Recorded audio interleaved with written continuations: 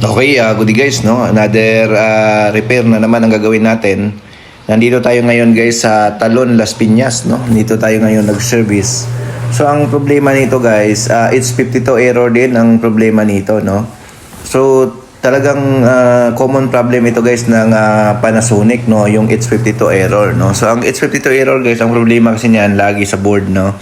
Nandito. No, so marami na tayong nailabas na video nito about H52 error. No? So ito ang ginagawa namin nito guys, yung regulator ang una namin titingnan.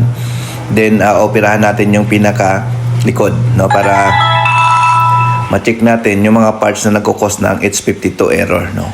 So yun nga, tulad sa sinabi ko, ang H52 error guys, nasa component lang, no. Either sa regulator niya or yung sa mga resistor, sa mga capacitor or sa mga diodes. No, yun lang po ang kailangan i-check. So dito guys sa side na to, nandito yung parts na yon na kailangan natin i-check, no, para doon sa H52 error, no. So kung ikaw ay technician, kayang-kaya mo na itong gawin, no. So kailangan lang alam mo or may dala kang pamalit kapag nag-repair ka ng isang H52. No, huwag kayo guys basta-basta magpalit ka agad ng mga parts na hindi kayo sure na yun ang sira, no, kasi nga minsan nagkakaproblema kapag nagpalit kayo ng parts. Lalong magkakaproblema kasi nga tulad yan last time may tumawag sa akin, no, from Taal, Batangas, no. So H52 error ang kanyang washing machine. So ang ginawa niya, bumili siya ng isang regulator sa online. So nung kinabit nila, pinakabit niya, no, sa isang technician yung regulator na sunog daw.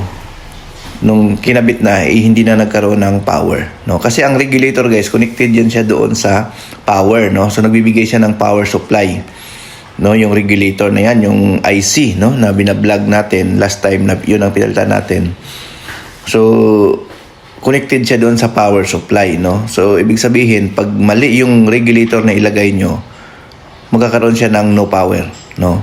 So kailangan tamang regulator yung ilalagay nyo. So huwag kayo mag-focus doon sa regulator kasi nga marami pa siyang parts, no.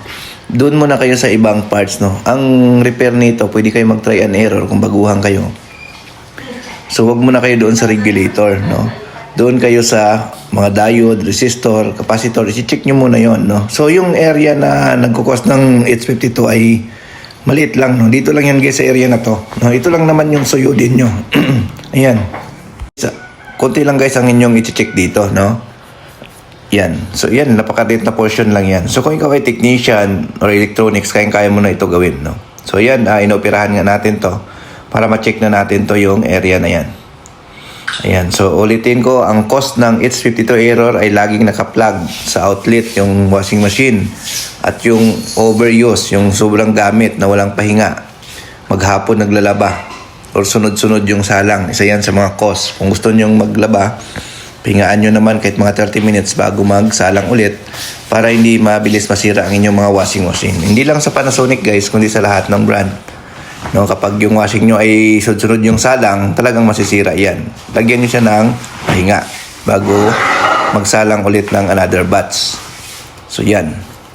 So kung gusto nyo pala magpa-service sa amin ng repair, mag-message lang kayo sa aming Facebook page sa Northia Repair Shop, o nandyan guys sa number namin sa may description, nandyan naman nilalagay natin, no? Pwede kayong tumawag dyan. Kami ay nag-service ng Cavite, Laguna, Batangas. So ang minimum repair nito guys ng H52 is 2.5, no. So yun po ang minimum repair dyan. So kung malayo kayo, mas mataas pa dahil sa transportation. So yun. So pero makamura pa rin naman kayo kaysa bumili kayo ng bago. Ang magastos nyo dyan, 9.5 kasama service fee kapag bumili kayo ng bagong board, no. So yun. At the same time, medyo limited guys yung parts nito, no. Kung bumili ka naman guys ng sikanhan nito, so expect mo din na baka ilang gamit mo lang mag-H52 error din, no. So yun. So mas maganda kung bibili ka ng bago or ipa-repair mo na lang kaysa magpalit ka ng surplus or sikanhan, baka ilang gamit mo ganun din, mag-H52 error din yan, no. Kasi nga hindi mo alam yung history, baka bugbog din yan doon sa pinanggalingan. So yun. So yan guys, kung mapansin nyo, itim na yung pinakailalim niya. Ayan. So nandito na naman yung sunog. So yung ilalim niyan guys, ang parts na nandyan is resistor. Mayroong transistor dyan, maliit. May capacitor din, SMD. Ayan. So yun po yung nasa ilalim niyan. So yun lang yung i-check nyo dyan, no? Yung resistor, baka change value na. Ang resistor dyan guys, 200k ohms yung value niyan, no? So kung bumaba na, palitan nyo na. So yan sa mga nag-cost ng H52. No? So dahilan yan kung bakit nagkaroon ng sira yan, dahil itong silicone nito ay umiinit na. Pag umiinit na, natutunaw, naging liquid. So nagkakaroon siya ng shortage. So doon siya nasisira. So yan.